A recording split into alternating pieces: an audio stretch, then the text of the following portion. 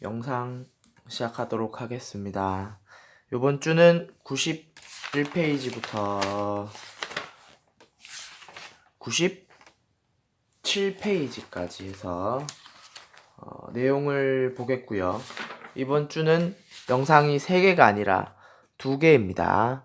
참고해 두시고 시작하겠습니다. 교과서 91페이지 우리 헌법의 기본 원리입니다. 헌법에서 다루고 있는 내용들이 어떠한 원리를 가지고 있는지, 어떠한 것을 지키기 위해 헌법이 제정됐는지를 오늘 내용을 통해서 알 수가 있습니다. 그래서 오늘 이번 영상은 93페이지 복지국가의 원리까지 다루도록 할게요. 먼저 헌법의 기본 원리란 교과서 91페이지 위에 있는데 헌법이 추구하는 실천적인 원리예요. 아까 말했다시피 헌법이 어떤 것들을 지키고자 하는지에 대해서 다루고 있는 걸 기본 원리라고 하고, 헌법의 기본 원리는 크게 나눠서 6가지로 나뉩니다. 6가지 정도로. 그래서 첫 번째가 국민주권주의, 두 번째가 자유민주주의, 세 번째가 복지국가의 원리, 네 번째가 국제평화주의, 다섯 번째가 평화통일지향, 여섯 번째가 문화국가의 원리입니다. 그래서 오늘은 복지국가의 원리까지 배워보겠습니다. 교과서 91페이지에 있는 국민주권주의부터 시작할게요. 국민주권주의입니다. 이제는 주권이란 단어가 익숙하죠. 국민이란 단어랑 계속 다뤄왔으니까. 자, 의미 볼게요. 국가 의사를 최종 결정하는 최고 권력인 주권이 누구에게 있다? 국민에게 있다는 원리입니다. 수없이 우리가 다뤘었죠. 그래서 국가의 주인의 권리, 주권은 국민에게 있다는 거고, 이는 결국 국민들이 정치에 참여할 수 있는 권리, 참정권을 보장받을 수 있다라는 내용과 일맥상통하다는 겁니다. 국민주권주의가 헌법에 어디에 보장되어 있는지 그 헌법적 근거를 보면은 헌법 제1조 1항에 대한민국은 민주공화국이다. 제1조 2항에 대한민국의 주권은 국민에게 있고 모든 권력은 국민으로부터 나온다라는 내용 읽어보면 역시나 우리나라의 주권은 국민에게 있다라는 내용이 나와 있습니다. 이 국민주권주의를 실현하기 위해서는 공정한 선거를 하고 직접 민주제도인 국민투표제 같은 거를 시행하고, 또 복수정당제, 당이 둘 이상인 걸 복수정당제라고 하죠. 또 지방자치제도, 지방이 스스로 자신들의 일을 처리할 수 있는 공무원제도, 국민들의 어려움을 공무원들이 나서서 해결하는, 공무원들이 없으면 국민들이 자신이 할 수 있는 주권을 제대로 행사하지 못하잖아요. 그래서 주권을 행사할 수 있도록 공무원들이 있을 필요가 있다 라는 내용이 우리 다 배웠었잖아, 그죠? 이런 거 실현 방안이 돼서 국민주권주의를 실현할 수 있다 라는 겁니다. 교과서로는 91페이지고 읽어보세요. 그 다음 92페이지 자유민주주의입니다. 자유민주주의의 의미, 자유를 중시하는 자유주의와 국민 다수의 의사에 따른 통치 이념인 민주주의가 결합된 원리로 개인의 자유 보장 및 법치주의와 권력 분립을 구현한다라고 되어 있어요. 이 내용이 긴데 결국에는 우리가 민주주의라는 말을 한 100번 정도는 다루지 않았습니까? 우리가 민주주의, 그죠? 이것도 아까 전에 국민주권주의와 비슷하게 민주면 국민이 주인이라는 거 아니에요. 근데 앞에 뭐가 붙었어? 자유민주주의잖아. 그래서 앞에 국민주권주의와 거의 유사합니다.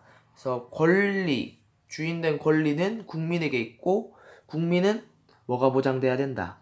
자유가 보장돼야 된다. 그래서 국민주권주의만으론 국민의 주권이 침해될 수 있다는 그런 좀 걱정 때문에 자유민주주의까지 좀 더 추가로 해서 헌법에서 기본 원리로 보장하고 있습니다. 우리 수업 시간에 영상 봤던 거 기억납니까?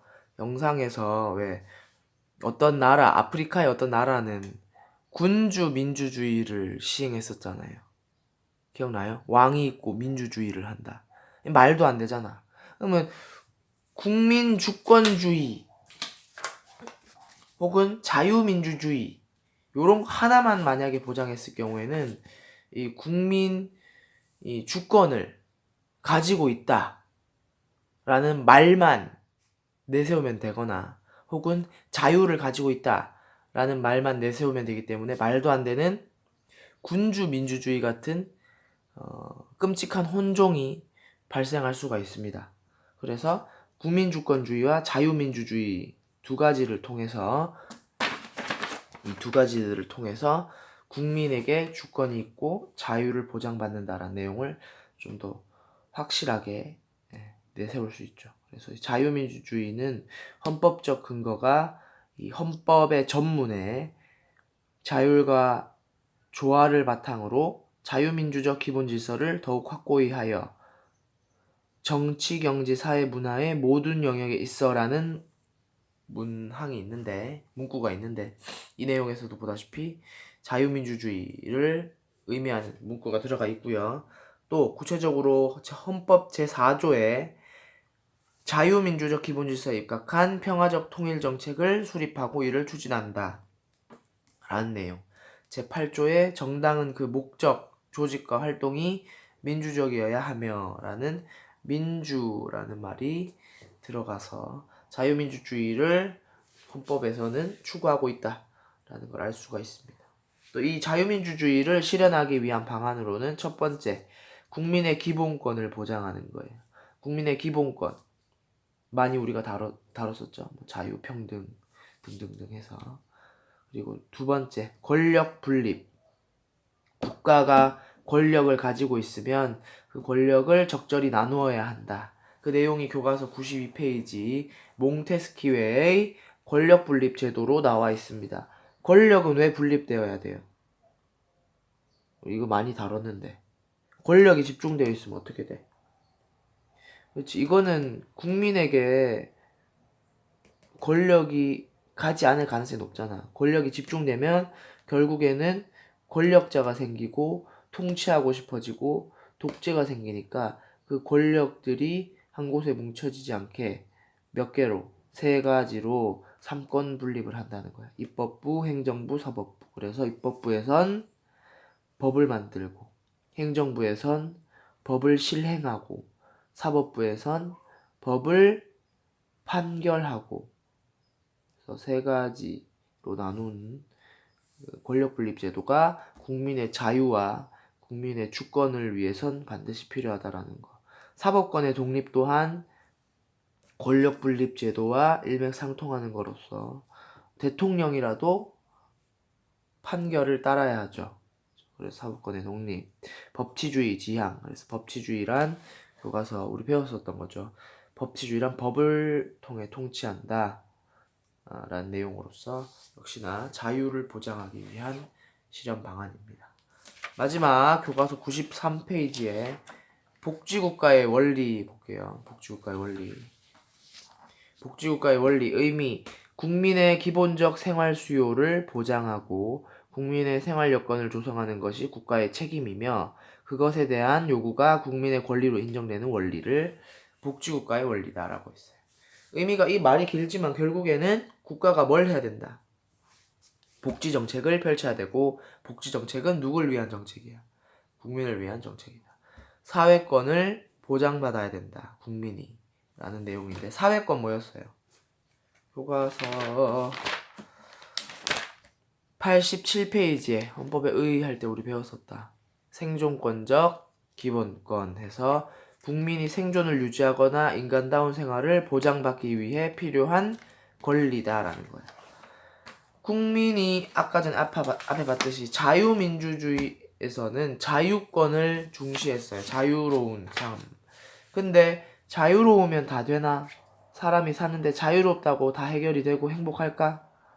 그건 모자라죠. 자유로는. 자유롭다고 행복하면은 혼자서 무인도 가서 살면 제일 행복하잖아요. 자유로우니까. 근데 그렇지 않지. 기본적인 생활이 충족되어야 살 수가 있는 거 아니야. 무인도에서는 그게 안 되는 거고. 그래서 국민들이 기본적인 생활을 보장받아야 된다. 누구로부터? 국가로부터. 그게 국가의 책임이다. 그래서 우리나라의 헌법은 국가가 복지정책을 펼칠 책임이 있다라는 내용이 나와 있고 국민들은 그걸 받을 권리가 있다라는 내용이 적혀 있는데 헌법적 근거를 봅시다. 전문에서는 뭐뭐뭐 안으로는 국민 생활의 균등한 향상을 기하고 국민 생활이 점점 좋아져야 된다는 내용이 헌법 전문에 나와 있고요. 제34조 모든 국민은 인간다운 생활을 할 권리를 가진다. 인간다운 생활 역시 사회권이죠. 국가는 사회보장, 사회복지의 증진에 노력할 의무를 진다. 역시 마찬가지고 제119조 국가는 균형 있는 국민 경제의 성장 및 안정과 적정한 소득의 분배를 유지하고 그 다음 생략, 중략, 그 다음 경제에 관한 규제와 조정을 할 수 있다. 이거 자체가 바로 복지정책을 얘기하고 있습니다.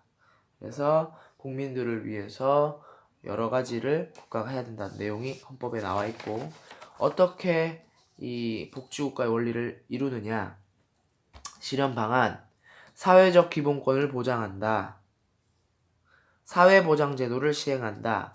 그래서 사회적 소수자, 사회적 약자들을 배려하는 정책들을 많이 만들어낸다든지 소득 재분배 정책을 시행한다. 그래서 대표적으로 누진세 같은 걸로 좀 소득이 높은 사람들에겐 높은 과세를 부과하고 그렇지 않은 사람들에겐 오히려 지원하는 방식으로 해서 소득을 재분배하는 방식으로 복지국가를 지향한다는 것입니다.